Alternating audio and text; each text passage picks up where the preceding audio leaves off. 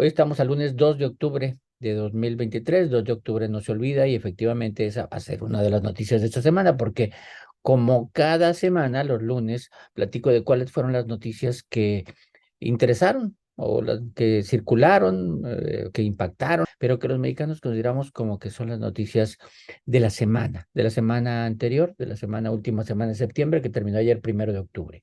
Fue una semana marcada por la violencia, la inseguridad y la política. Esas fueron las marcas de la semana. La noticia uno fue una desgracia que además es continuación de cosas que están pasando, ¿no? Unos jóvenes, primero desaparecidos, 7 jóvenes ahí en Zacatecas, y después encontrados muertos 6 de ellos, que no es la primera vez y nos remiten a casos recientes como el de Jalisco, parte de Lagos y Encarnación de Díaz, donde todavía no aparecen ni los muchachos ni sus cuerpos. Entonces, esto que ha circulado el tema del reclutamiento forzoso del crimen organizado que llega a las viviendas o los engaña vía ofertas de trabajo, pero el caso es que hay reclutamiento forzoso de adolescentes. Aquí uno tenía hasta 14 años para incluirlos como parte de su ejército del crimen organizado, que es una pena, ¿no? Recuerda todo lo que en otros países en guerra hay, la leva, aquí en los tiempos de la revolución o de los cristeros. No, o sea, sí es una pena lo que está pasando. Pero bueno, esa fue la noticia uno, lamentable. La noticia dos, se conmemoró, se recordó el evento, la tragedia de Iguala de 2014, 9 años de esa tragedia, y los familiares, además de hacer sus manifestaciones, sus marchas, tuvieron un encuentro con el gobierno y no salieron nada contentos. Un movimiento, el de Ayotzinapa, que contribuyó a erosionar el gobierno de Peña Nieto y que ayudó a llegar de esa manera a López Obrador. Y sin embargo, hoy, ¿no? Al que apoyaron a López Obrador, pues dicen que no les está respondiendo, que sus hipótesis son las mismas, que están revictimizando a las víctimas. El gobierno no se echa para atrás, dice que no, que es lo que tienen. El gobierno decide jugar con el ejército y defiende al ejército. Los familiares dicen, ahí en el ejército hay información que no nos dan. Pero el caso es que se dio un movimiento, uno, de recordar a los desaparecidos jóvenes de la Normal de Ayotzinapa que ocurrió aquel 26 de septiembre de 2014 en Iguala, Guerrero, y pues no salieron muy contentos, así que va para rato este movimiento. Como dicen ellos, no van a quedar satisfechos hasta que aparezcan o los jóvenes o sus cuerpos. Como tercer noticia, algo que lo ha hecho muy bien ya la 4T, Morena, ¿no? Que nuevamente le ganó el jalón a la oposición haciendo un proceso de selección de las candidaturas a gobernador.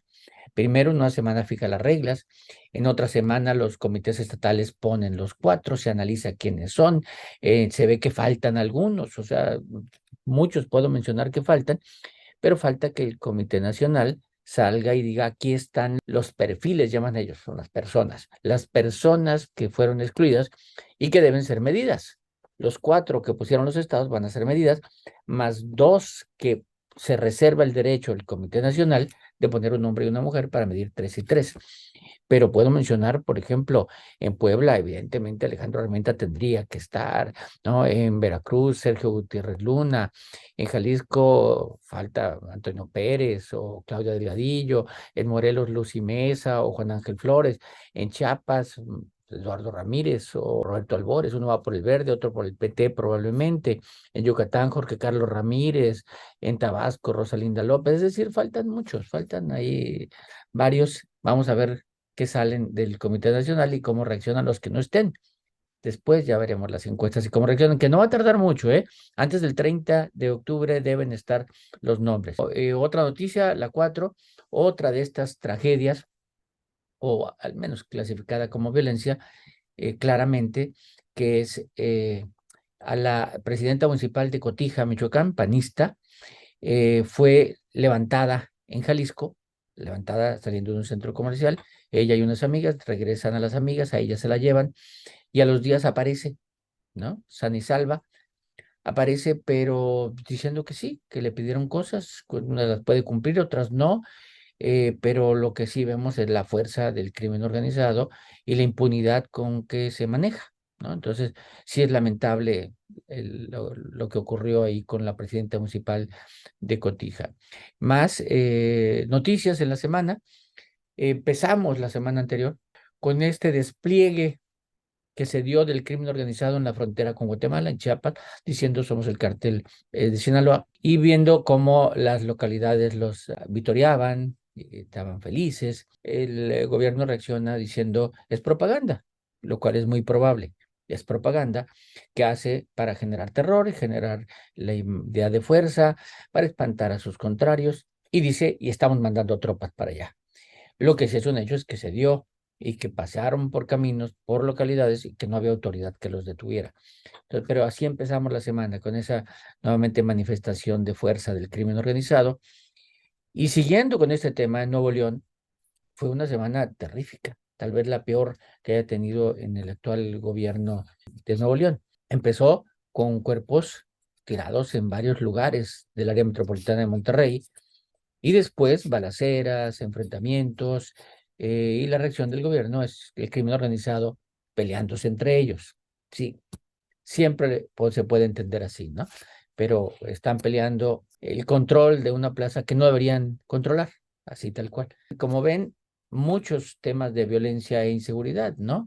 El caso de los jóvenes de Zacatecas, el caso de la presidenta municipal de Cotija, el caso de la violencia en Nuevo León, e incluso podemos sumar de lo de Ayotzinapa, ¿no? Que tiene un de recuerdo de violencia, pero además de la violencia que se dio en las manifestaciones. Y de política, es el otro tema, pues el caso lo fijó la 4T.